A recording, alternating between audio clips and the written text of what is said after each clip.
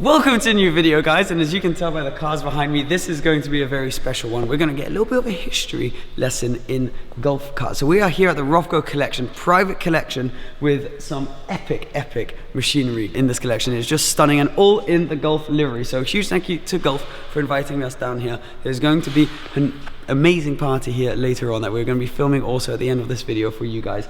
But I wanted to just look at some of the highlights of this collection. If we had to talk about every car here, probably take about 3 weeks. So we're only going to look at a few of them, but some of the best and most epic ones. So the first car we've got lined up for you is very special.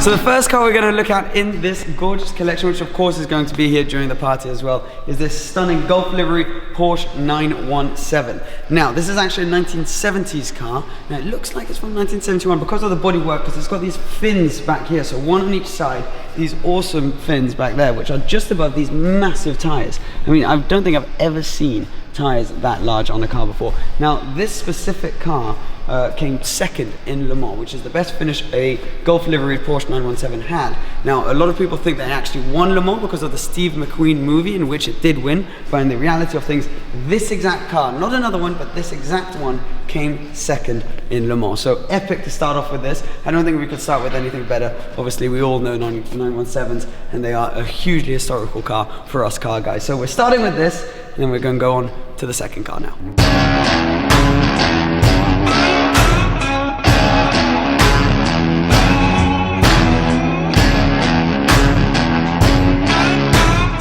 This, and I know what you guys will be thinking. You'll be looking at this and going, oh look, it's a GT40. Well, we will be seeing one of those, an original one, in a little bit. This is a very special car though. It's a Mirage M1, and this is relevant because it was the first car to ever have this special livery, the color, the light blue and the orange that we know and love on it. Now, the Mirage F1 is slightly different to the GT40. The front and the rear are basically the same, but around the cockpit it's ever so slightly different. And the way this livery came about was because the head of marketing for Golf had his own personal GT40, which he ended up giving to Jackie X, legendary American driver, who went to Daytona, finished overall 6th, but first in class in the GT40. And then later on, when they then brought the Mirage M1 in Spa, they decided that the old colors that they were using were a bit boring, so they brought these in. And that's how the legend of the Golf livery was born. This is obviously an incredible car. You can see also on the interior a little bit just quite how slanted the driving position is. You're basically lying down in there. But yeah, another fantastic car and very relevant one in the Golf history.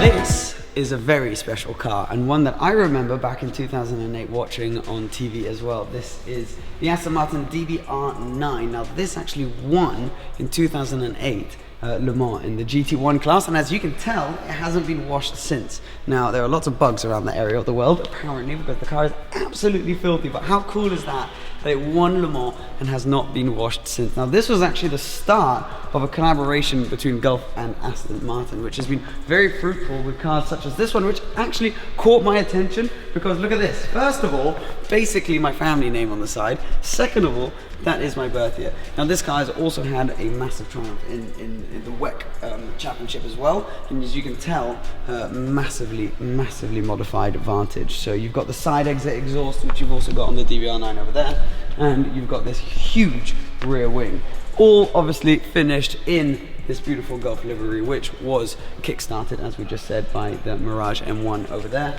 But so cool to see all these cars next to each other, and you go around and you literally, there's so much history here. And the fact that they're all the original cars, not, you know, not replicas, nothing, these are all the original racers from back in the day. So this Rothko collection is next level.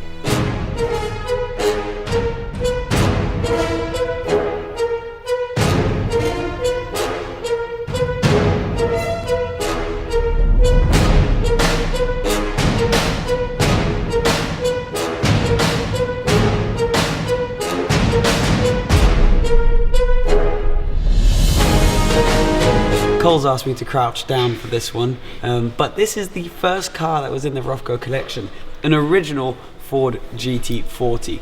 Now these cars, as you know, were built to be rivals towards Ferrari at Le Mans and won 4 years on the trot between 66 and 69. Absolutely stunning. This one in the Golf livery, obviously, and it's what sparked the whole collection after that. So hugely important car, not only in the motorsport industry but especially here in the collection. Hugely important car for golf as well. We can actually open the door, so it's got these very famous, you know, the doors that go in to the roof, which means it's actually quite easy to just jump into the car. So when you're doing driver swaps during Le Mans, that is fairly convenient. There's a car cover in there, but it is just stunning in here. And the condition, when you think that this car is from the 60s, is next level, and even just touching it is kind of nerve-wracking because you kind of know how much these cars are worth, and to see an original one is just next level. And they are so beautiful. We were talking about it as well, about how it's obviously such a historic car because of the history behind it, but the fact that it was as quick, as historic. I mean, this one was built by Carroll Shelby, for example, but yet still so good looking is what made this such an important car and such a famous car that we all still know and love today. And obviously now there are 3 generations of it. The next generation is what we're about to see right now.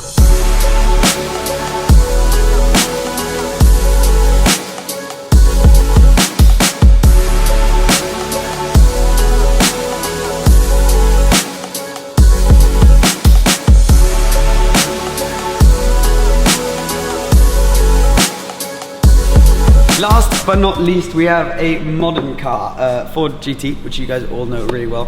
3rd generation, I guess you could call it generation. It's over like 50 years. But there was, you know, in the early 2000s, the Ford GT, which came out, and then now this beautiful, I think it's stunning car. They use aerodynamics in such a smart way, which means that, first of all, aerodynamically, it's just genius what they've done in this car. Has a huge amount of downforce, even in track mode, well, especially in track mode, where the car drops down. You've got these massive sort of Venturis here, where the air can come through and you know, sort of put this rear wing into action. Now I've actually got the key to this car, and I've never been in a Ford GT before. However, first things first, I have seen a very, very special car here, and I just think it'd be rude not to show you. So we're just going to walk over quickly and show this to you. Now, first of all, yes, yeah, F1, but this McLaren F1 GTR Longtail. I mean, just an absolutely stunning car. Obviously a massive history as well, but the color scheme on this one as well, this fluorescent orange. Anyways, we're not going to talk about it for too long. Chris Goodwin as well, driving there. Anyways, not going to talk about it too long, nor are we going to talk about the other McLaren F1, because of course, yes, there are 2. Mind blown. But we are going to get into this GT40 and start it up, because I've never really had the opportunity to do this before, so this is a very, very big day with the GT40. Okay, now, as you can tell, carbon fiber all over the place. So this car was developed secretively by Ford in sort of like a room under their factory. So no one really knew it was coming, no one really knew what to expect. So the fact that it's an EcoBoost 670-30, new number. You're there. French, that's where it comes from. Yeah, you add numbers together. Numbers, yeah, it's a weird system in France. So you get in here, now everything is sort of attached to the carbon monocoque. So you've got a little, like, see, strap right here, which you can pull, and that actually brings your pedals closer to you. Now I'm quite small, so the pedals are already in the closest position. This steering wheel is as kind of like F1 like as you can really get on a road car. So it's square, basically. It's got all of these buttons. I mean, this is where you choose your modes. Track mode, where the car famously drops down. I think we'll be able to do that in a second as well. And then you got, you know, your windscreen wipers, you got your indicators, and all of your buttons to select what you see on your digital dash right there. And another thing is you're so close to your passenger because you're sort of stuck in this carbon monocoque. And you know, the car's quite wide around you, but in here it's actually you know, fairly tight. Quite a lot of headroom though. I don't know if that's the car or if I'm just short. Could be either. But yeah, also one thing which is very different is this sort of little selector thing here to choose your gear. So park, reverse, neutral, drive. Should we start it? Let's do this. Foot on the brake.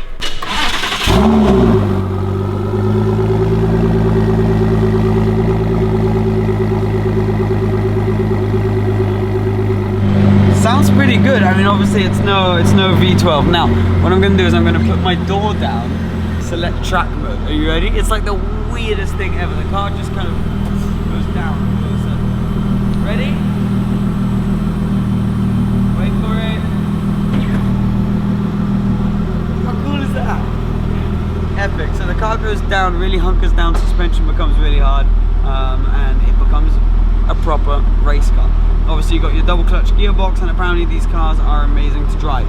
I fully believe the people who say that, because let me just pop back up, there you go, because it feels pretty special in here. These cars are now close to £1 million, imagine that.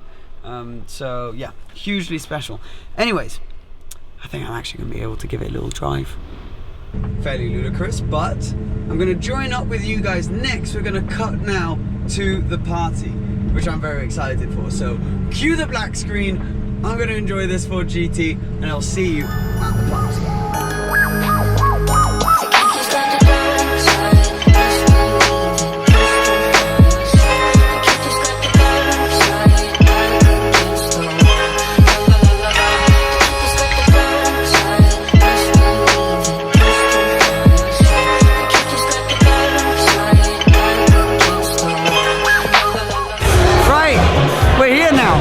Party. Look, I'm dressed up for the party, and as you can tell, so has the garage. It's dressed itself up as well. It's changed a little bit. There's a lot of music.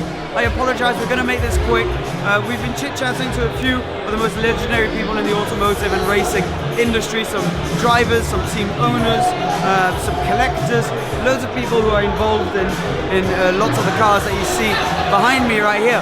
But also I hope this motivates you, because this was all built, a private collection by a businessman, and for me, I mean, there are so many more important and more motivating things than materialistic things such as these. But personally, I just think if you really want some things materialistic, for me in my case, I'm a car guy, would be a huge car collection. So to see this behind me, I find it very motivating. I hope it motivates you as well. That's what we try and do with these videos. The music is a bit of a nightmare, isn't it? But we'll make do. And you guys, I think we're just going to play a bit of our own music, our own montage, and then a few little clips of some of the people we've been lucky enough to meet tonight. So I'm here with Jody Scheckter, our legendary driver, F1 world champion. We're in front of some of the cars that you actually drove. So in which years did you drive these, and what can you tell us of the experience of driving these on track? That was the first car I drove, the first Formula 1 car I drove. First one? That was the second one I drove, yeah. Oh wow, okay. And how do they compare to each other? What was the difference in 1 year's development? That was more sophisticated. This was the end of its life, really, when we drove that. Okay. And do you still get to go out? Because you were in Monza recently and drove one of your cars. No, I haven't driven those cars for a long time. I drove my Ferrari. Yeah.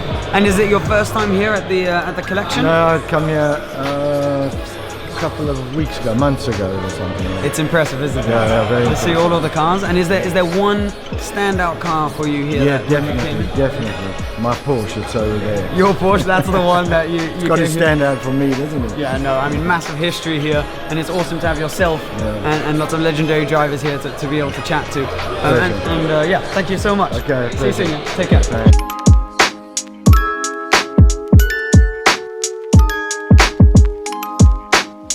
So I'm stood here now with Derek Bell in front of one of your long list of race cars that you've driven over the years, and I just want to ask you what it's like to be reunited with this car now after many years, I assume. Well, I mean, obviously I've driven it quite a lot, but you have to realize that this was the very last Golf Porsche I drove. Well, there you go. So in certain respects, my history with him goes back before that.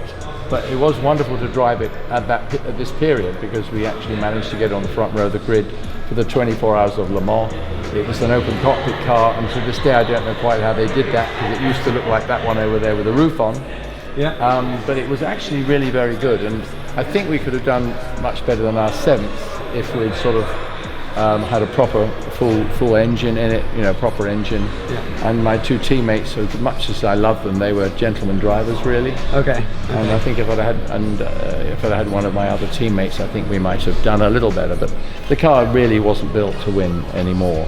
But it was the last time I drove in a Porsche in 1994.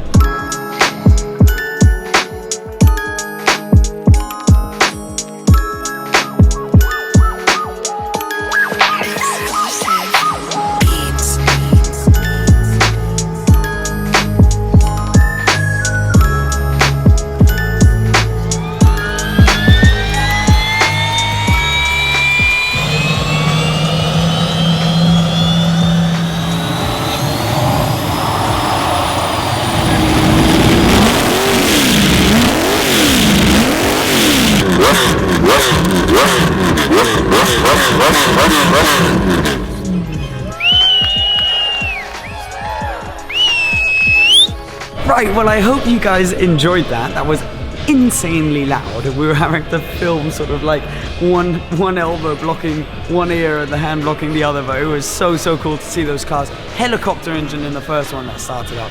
But yeah, huge thanks obviously to Roland with the Rothko collection, and to Gulf Oil, of course, for inviting us to this party. I hope you enjoyed it. This collection is now public. It's been so secretive and private for many years. Now it is public, and I hope you enjoyed this first sneak peek look into it. And I look forward to sharing more videos with you soon. Take care, guys. Please subscribe if you want to see more of this, and I'll see you in a video to come in the very near future. Cheers. Bye-bye.